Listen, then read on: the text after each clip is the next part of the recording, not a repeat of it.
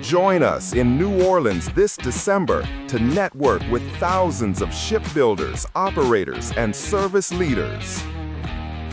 The future of maritime starts at the International Workboat Show. See you there. American Maritime Voices was created to help you speak up, show your pride, and when needed, push back. The future of maritime is in your hands, and its story needs to be told. Will you help tell it?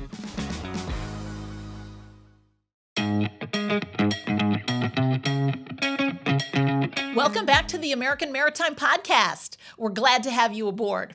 I'm your host, Jennifer Carpenter, and today we're glad to have Jeff Vogel, Vice President of Legal at TOTE Services, here on the show. Jeff is a 20-year veteran of the maritime industry, and he is a great voice on both private sector domestic shipbuilding and government shipbuilding capacity in the U.S. Thank you so much for having me, Jennifer. Really looking forward to today's conversation. Outstanding. Well, for listeners who have not had the pleasure that I have of working with you, tell us a little bit about yourself. Yeah, I am exactly where I'm meant to be in life. I proudly say that because I went into this industry purposefully, went to law school specifically for maritime law and received a master's in marine affairs and policy while at the University of Miami. Upon graduating, went to a boutique maritime law firm before taking a position at the Maritime Administration, where I spent 8 wonderful years in charge of the legal side of maritime support programs. So oversaw everything from maritime security program, cargo preference, all of those programs that make sure we have U.S. flag vessels in international trade, as well as overseeing all of the aspects of the Jones Act and the promotional side over at MARAD. After 8 years, I wanted to go back to private practice to help support the U.S. maritime industry from the outside.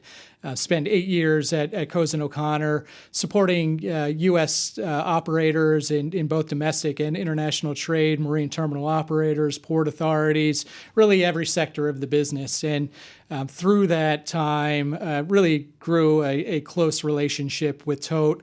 Saw that there was a close alignment both in terms of the passions, the cultural fit, and finally, in 2025, accepted the position of the VP of Legal over at TOTE Services, and it's been a wonderful marriage, really just enjoying this phase of my career. Well, congratulations. That is awesome. What is it about the maritime industry that has gotten you? What do you enjoy the most about working in this industry? Jennifer, for me, it's really two things. It's the people and it's the projects. For me, on the people side, it's very personal. The maritime industry is what made my family what it is. My paternal grandfather built up our family by working at the Philadelphia Navy Yard, working at New York Shipbuilding in Camden, working at Sun Shipbuilding in Chester, Pennsylvania. My father put himself through school by working at those same yards. He helped to paint in the paint shop the first white coat on the hull of the nuclear ship Savannah. So for me, I saw firsthand that the maritime industry offers incredible careers. It offers high pay. It offers a sense of investment not only in the industry but in the country. And I've seen that throughout my career and working with some really wonderful maritime companies in the United States. And then secondly, it's the projects. So much of the practice of law or even government relations can just be moving paper from one side of the desk to the other. For me, I love going out into the field, being able to see ships carrying cargo under U.S. flag between points in the U.S., seeing the delivery of a vessel. We had the christening of the State of Maine, the 3rd National Security Multi-Mission Vessel not too long ago, and just seeing the folks that have contributed to that success, seeing that beautiful ship in the water, for me, makes all the long hours worth it. Oh, that is fantastic. And quite a maritime legacy. Very impressive. So let's talk about your company, TOTE Services, TOTE Maritime, and the Jones Act. As our listeners know, the Jones Act requires that cargo moving between points in the U.S. needs to go on vessels that are owned and built and flagged American. Why is the Jones Act important to TOTE? How does it affect what you do? It really provides the foundation of what TOTE does as a company. We're proud to be celebrating celebrating our 50th anniversary this year. And that started providing service in the Jones Act, first to Alaska, between the continental U.S. and Alaska, carrying goods to Alaskans that sometimes struggle to find the goods within state, and being able to provide that guaranteed service has been critical, and that's obviously expanded into the Puerto Rico trade as well. And for us, the Jones Act represents that assurance that we have that market that allows us to make the right investment in long-term capital needs, so that when we go out and we hire the best shipyards in the world, U.S. shipyards to build our ships, we know we're making a capital investment in an area that's going to be supported by the government. It's going to provide the best level of service to the folks of Puerto Rico, the folks of Alaska, U.S. citizens throughout the United States. And really that the Jones Act provides that backbone that makes TOTE a successful company. It also ensures that we make investments in the communities that we serve. And that connection is critical to us. And it's really the Jones Act that provides that basis for us to invest in communities that we serve on a daily basis. That's fantastic. And, in addition to that community investment and that reliability of service, TOTE has also been a real trailblazer, a real innovator, building the first LNG-powered container ship, the first LNG bunker barge in the U.S. Can you talk a little bit about the Jones Act and how it undergirds, that kind of innovation? Absolutely. For us, it was a wonderful project to build the first LNG-powered container ship in the world, not even just in the United States. And I often get frustrated when I hear the discussion of, well, we need to, re-envision the U.S. shipbuilding industry. That's not true. We have the greatest shipbuilders in the world right here in the United States, and that's because of the Jones Act. Because we have that requirement to build ships in the United States, you have companies like TOTE and our parent company, Saltchuk, willing to make that investment, knowing they're going to get the best product in the world coming out of a U.S. shipyard. And for us, it's that talent pool that we have, so that we could take a project like an LNG fueled ship to a yard like NASSCO, work through those first challenges, and know that we have the best team possible in the world to work through those challenges. And if it weren't for the Jones Act, you wouldn't have that investment being made in that talent base, and in turn the investment being made in those LNG fueled ships. On the LNG bunkering side, it's the same. We're an LNG rich country. We should be investing in those sorts of assets, and TOTE has been proud to make those investments. We're looking for further investments in serving LNG-fueled ships that are calling the United States, LNG-fueled ships in the Jones Act and in international trade. And, again, for us, it's just having that assurance that we have that base to fall back on in the Jones Act to support those sort of capital projects. I love that, because how many times have we heard Jones Act critics say the Jones Act stifles innovation? And what I'm hearing you say is it's the exact opposite. It's the exact opposite. Unleashes it. That's right. That's exactly right. For us, it really is, an area that I don't think the public knows. Just that the innovation that the Jones Act has created, the quality of ship that we deliver in the United States, it's second to none. And that's because of the investments that are made through the Jones Act. Welcome to American Maritime Voices, your place to be heard. As part of American Maritime, you are critical to moving and securing our country. And now you can help tell the story of maritime and be part of key decisions that affect it. American Maritime Voices was created to help you speak up, show your pride, and when needed, push back. It's free to become a voice, and we'll keep you informed of what's happening in Washington, so you can help change the course of issues that matter most to you. As a voice, you'll get monthly updates, have access to podcasts and videos, and receive action alerts when your voice is needed most. The future of maritime is in your hands, and its story needs to be told. Will you help tell it? Join us in New Orleans this December to network with thousands of shipbuilders, operators, and service leaders. The future of maritime starts at the International Workboat Show. See you there. So this is all the good stuff that the Jones Act is making possible. If the bad guys, if the critics got their way, what would repeal or weakening of the Jones Act mean to the people at TOTE, to the work that you do, to these investments that you're making? Yeah, I mean, it would be devastating. If you get rid of the Jones Act, you get rid of that American investment in our maritime industry. You would have, it would be something that I don't think TOTE would be able to recover from, quite frankly. We've made huge capital investments in our equipment built here in the United States, and quite frankly, if you get rid of that and allow foreign steel to come in at a cheaper price that's been subsidized by a foreign country, you have this very uneven playing field. So it just is an area that we quite frankly can't contemplate, and the cascading effects are hard to fathom. I mean, you talk about thousands of jobs being lost at TOTE, but you're talking about tens of thousands, not hundreds of thousands of jobs that would be lost as a direct result of TOTE not being able to compete with those subsidized vessels coming in. And those investments that we talked about. I mean, with the assured service that TOTE provides is critical to us making those investments in Puerto Rico, in Alaska, not only in the terminals that we're serving, but again, in the communities. And if you have, a foreign carrier coming in with foreign steel, they're not going to make that same level of investment. They come in to capture a market, see what they can do in order to, try to drive up the price, quite frankly. So not only are you going to have, a loss of service, a loss of American jobs, you're going to have, an increasing cost. And I think a lot of the economics that you see out there comparing the Jones Act to vessels in international trade are very skewed. And the reality is that if you had those foreign competitors come in, they're going to look to maximize their profit. They're not going to provide guaranteed service. If they have 2 sailings that are less than full, they're going to blank one of those sailings. They're not going to care that there's an impact on the small business in Puerto Rico. They're not going to care that farmer can't get his produce out. Ultimately, it's going to be profit-driven. They just don't have that same level of commitment that you have with the Jones Act operator. Absolutely.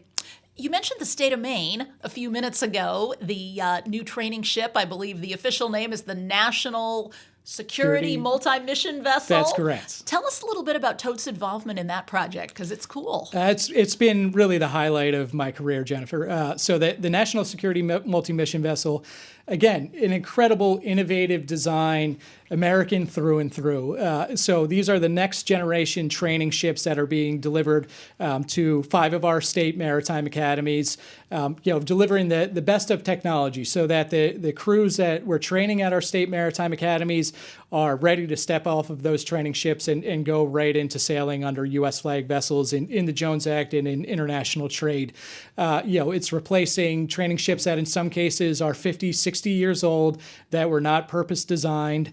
In addition to being able to serve their multi-mission function of being deployed by the government for humanitarian aid, disaster relief operations. And for TOTE, perhaps the most exciting part is that it represents a significant change in the way that the government has procured and built ships. It's the first time that the government ever used the vessel construction manager acquisition strategy, or VCM. And that's the role that TOTE plays. For the Maritime Administration, we're the prime contractor. We serve as their VCM. We're in the yard. Our team is embedded at Hanwha Philly Shipyard, overseeing the construction. We have our inspectors that are walking through the ships every single day, ensuring that we're executing on the needs and the vision of the government. It also works the other way in removing a lot of the sort of heavy-handed bureaucracy that has strangled a lot of government shipbuilding projects in the past. When we had the christening ceremony for the state of Maine, then acting administrator Sang Yi was proud to stand up there and say that we've delivered this now 3rd national security multi-mission vessel with only 30 change orders. Those change orders are all really increases in capability or changes in capability that were driven by MARAD that we worked with the yard to ensure could be executed without losing sight of our required delivery dates. That's unprecedented in government shipbuilding. It's unprecedented, quite frankly, in commercial shipbuilding. But by using the VCM model, you instill that discipline, and allow the shipyard to ultimately do what they're good at, which is build ships, while TOTE Services takes on a lot of the other roles, whether that be development of the safety manuals for the ship, a lot of the procurement for outfitting, all of those sort of challenges and burdens that are placed on the shipyard that they don't really want to focus on. They want to build the ship. So for us, it's been a tremendous success. That is really exciting. And with all the talk about, making government shipbuilding great again in this country, what takeaways do you see from this vessel construction manager model? Is there potential to expand its use? And what do you see happening if we're able Absolutely. to do that? We're having some really exciting discussions with the Trump administration about where we can take this VCM acquisition strategy. We see it as applying to basically any government vessel that has, a commercial functionality or can be based on a commercial design. So, vessels for the Navy, the Coast Guard, we're looking at ice breakers, both the domestic ice-breaking vessels that were funded under the One Big Beautiful Bill, as well as the Arctic security cutters. The landing ship medium for the Navy, they just put out a request for information on use of a VCM, and we're seeing some of those mandates in the National Defense Authorization Act. We're looking at replacement of the Missile Defense Agency vessels through a VCM. We operate those vessels currently for MDA. They're sensor testing vessels. They're nearly 60 years old. So for us, there's a whole host of vessels that are out there that need to be recapitalized, that don't need to be subject to government oversight, mil-specking everything to death. Let's use the know-how of government shipyards. Let's use time-tested commercial designs that can be translated to a government need, and let's get ships in the water is the bottom line. Sounds like it's got the potential to crank out government ships more quickly and also more cheaply. Yeah, that's exactly right. For us, we've delivered these first 3 vessels on time, and the NAVSEA's estimate for the NSMV was right around $900 million per copy under a traditional government procurement method. We've been able to deliver these on average for $320 million per ship. I would hold that up against any foreign shipbuilder. When you're building a series of 5 vessels that are that capable, new functionality, a totally new class of vessel that's never been seen before, it's just incredible what's been achieved in this project. That is very exciting, and it seems to really fit in with so many things that the administration and Congress are focused on right now. I don't know if you want to elaborate at all on some of those synergies. Absolutely. There are a ton of synergies there. Obviously, we've seen the executive order on restoring American maritime dominance, things in the Ships Act that look to restore our maritime industrial base. And the VCM model for us hits a lot of those targets. A lot of the reform that the administration is looking at in terms of reducing the bureaucracy of government procurement. This is it. You're talking about a commercial items contract that then allows the VCM to go out and procure essentially through a commercial subcontract the actual construction of the vessels, removing a lot of those burdensome government requirements and really achieving the objectives of the Trump administration while delivering state-of-the-art vessels to train that next generation of mariner in the case of the NSMV. A big part of this, as you know, Jennifer, is as we look to build the U.S. flag fleet, we're going to face some challenges with the number of mariners we have available. Between the demands of the Jones Act, the demands of U.S. flag and international trade, growing markets in those areas can be challenging if you don't have the mariners. So we're going to have to increase our mariner training, and having state-of-the-art vessels is the exact way to do it. We've already seen an increase in enrollment at SUNY Maritime and Mass Maritime. We've seen an increase in applications at Maine Maritime. There's a lot of excitement, and all of that's because of the innovations that we've been able to develop to deliver these vessels on time to the state maritime academies. It's fantastic. And all of this ultimately supports national security. That's right. Let's talk about national security a little bit, because TOTE also plays a role in supplying the mariners who would be crewing U.S. vessels involved in Sealift, Ready Reserved Fleet. Can you talk a little bit about sort of what that aspect of the mission means to you guys as a company? Absolutely. For TOTE Services in particular, that's at the core of what we do on a day-to-day basis. It's that ultimately we're vessel managers. That it was started as a part of TOTE's organization in order to crew our vessels in Jones Act trade. And out of those lessons learned, we became a government ship manager. I'm proud to say that we were awarded 14 vessels to manage for the Maritime Administration. We're now the largest vessel manager for MARAD through this Ship Manager Next contract. We continue to manage vessels for Military Sealift Command. And from my perspective, that tie between the Jones Act, between government crewing, and ultimately between activation of the Ready Reserve Force, the use of both Jones Act and internationally trading U.S. flag vessels under things like visa, it's all one connected tie. It's really those lessons that you have of how to effectively crew vessels in the Jones Act that kind of cascades through all of that. And ultimately, we're talking about one mariner pool. When you activate the Ready Reserve Force, you're pulling from the Jones Act fleet. You're pulling from the crews that are out there that are sailing our vessels on a daily basis to serve in that national defense capacity in support of the warfighter, creating those sea lines of communication for the Department of Defense. And as you grow that mariner pool on the Jones Act side, you're supporting our national defense as well. Absolutely. You mentioned the visa program. You want to just elaborate on that a little bit for any of our listeners who aren't familiar with it? Absolutely. Happy to. It's a wonderful program that was started in the 1990s under the Defense Production Act. Visa stands for Voluntary Intermodal Sealift Agreement. It's essentially an agreement that vessel operators, including TOTE, enter into with the government that says that the government can call upon your commercial ship in times of war or national emergency.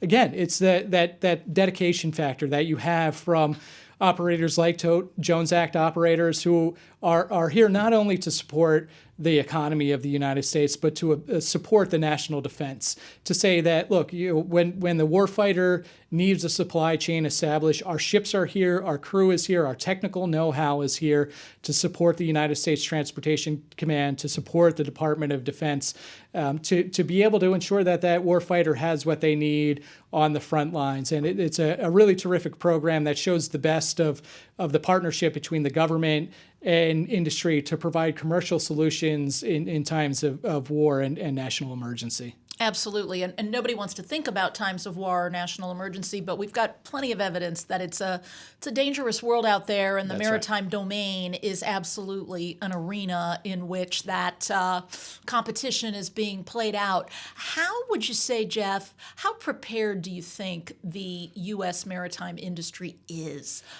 for a national security crisis? Yeah, I think on a day-to-day basis, again, you have some wonderful operators who have some of the best safety programs in the world, but we're not at the numbers that we need to be. Right? We need to make more investment. We need to support the growth of a U.S. flag commercial fleet so that we can provide that sea lift capacity that we need in times of war and national emergency. And certainly that's a large driver of what we've seen with President Trump's executive order, what we're seeing with the SHIPS Act. For years, there hasn't been enough investment in the U.S. maritime industry. Instead, as you know better than anybody, Jennifer, we've had to play defense a lot. We've had to play defense in even protecting, these foundational laws like the Jones Act from those that would try to have its repeal or regulatory rollback. And for us, we need to be moving in the other direction. We need more investment in our ports. We need more investment in our marine terminal operators. We need more investment in support of our shipyards. Our small and medium-sized shipyards for far too long have gone unappreciated for the national defense aspects that they have. We look at things like the small shipyard grant that struggled, to get even $8 million last year. That should be a program that's a no-brainer with, hundreds of millions of dollars going to that industrial base to support, our welders, our ship fitters who are not only building commercial vessels, but are ultimately building naval vessels as well. So it's a period of reinvestment. We're starting to see that. What we saw in terms of the investment in the Coast Guard through the One Big Beautiful Bill Act, that unprecedented, multi-billion dollar investment is exactly the demand signal that we need to see coming out of Washington. So I think this is the first time, certainly the first time in my career, that I've seen that there's that sort of awakening to say, we need to make this reinvestment. We need to put the dollars where they need to be in our shipyards, in our maritime operators. We need to be strong in the the Jones Act, support that as the real foundational law, and through that we can improve our readiness for those national security emergencies.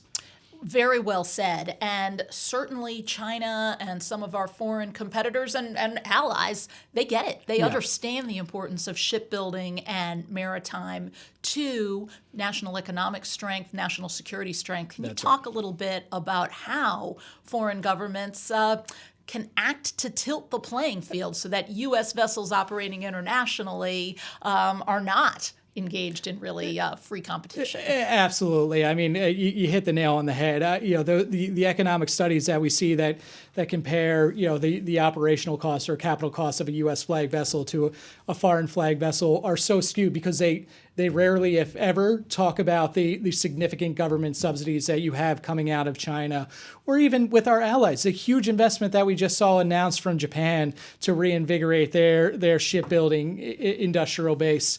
And it just, it's shocking to me how we've let, that sort of investment go on, have looked at it as, this is just a free market that we're operating in and we just can't compete. Nothing could be further from the truth. As we talked about, that American innovation is clearly demonstrated in the Jones Act, is clearly demonstrated in the U.S. flag fleet and international trade. And the simple case is we're not dealing with an even market. We have significant subsidies that are going to operators. We have other registries that are allowing really deplorable working conditions for mariners. And when you add all of that up, it creates this imbalance that you really need government support and investment in order to really support the U.S. maritime industry. And Jennifer, as you know, our forefathers knew that from day one. Yeah. We knew that we couldn't compete straight up. It's a reason that one of the first 10 laws that was passed was a cabotage law that created the foundation for the Jones Act. So we just need to get back to that and realize, look, we're not dealing with an even playing field. We need to make the investments domestically into our shipbuilding industrial base. It ties directly to not only job creation, these wonderful high-paying jobs, but also into our national security. Absolutely. And, we've got this tradition, which you've talked about and which TOTE has been part of innovation and job creation and really serving American communities. And maybe a piece that we were missing a little bit was that government leadership commitment. That's right. Which I think we're starting to see now. Anything you'd like to just share, with the perspective of a couple of decades in this industry to observe? We are. I mean, what we're seeing now under President Trump's leadership is unprecedented. Starting with the creation of a shipbuilding office in National Security Council that now is being reinvigorated. And I know some of those folks, tremendous experts in the field, have been moved over to Office of Management and Budget as well. That's tremendous. I can't tell you how frustrated I was in my time at MARAD going up to the Office of Management and Budget and having anybody with any understanding of the maritime industry sitting across from me, trying to explain why we needed to make those investments. So we're seeing that change, seeing an executive order about restoring American maritime dominance, seeing a SHIPS Act with bipartisan, bicameral support. And these are sort of the high times that I always dreamed about. I remember I would always kind of read about the legislative history of the Merchant Marine Act of 1936 or the Merchant Marine Act of 1920, that sort of shared vision that we needed to invest in our U.S. maritime industrial base. And I would always think I was really born at the wrong time. I'm so envious of the attorneys, the legislators that worked during that time.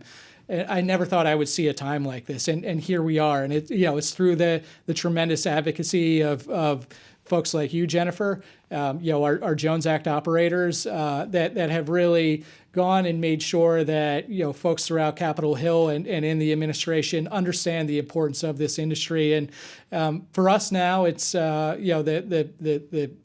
time is now to start executing on a lot of these contracts. The One Big Beautiful Bill funded some really wonderful projects, and we're excited to see where President Trump and his team takes those billions of dollars and puts it into U.S. shipyards. Absolutely. I mean, I never thought throughout my career that I would see a Coast Guard budget like the one that we saw in the One Big Beautiful Bill Act. Very exciting time to be in the maritime industry. Absolutely. Well, Jeff, so appreciate your coming on the show. Is there anything that you would like to do a little deeper dive on? Anybody who's like reading the legislative history of the Jones Act or the Merchant Marine Act of 1936 can own being a little bit of a maritime wonk. So anything you want to talk a little further about, the floor is yours. Thank you so much, Jennifer. Yeah, for me, I'm just so excited to see where we can take the vessel construction manager model. I truly believe that this is an innovation that we've never seen before. This is the ultimate in partnership between the government and commercial industry to reinvest in the way that we look at government shipbuilding, in supporting our yards.